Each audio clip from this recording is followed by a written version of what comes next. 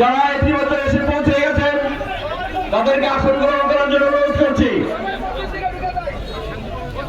ইতিমধ্যে যারা মিছিল সহকারে এসেছেন তাদেরকে আমরা স্বাগত জানাচ্ছি।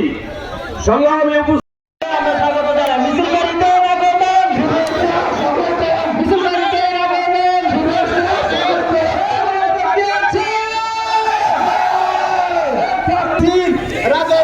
আমাদের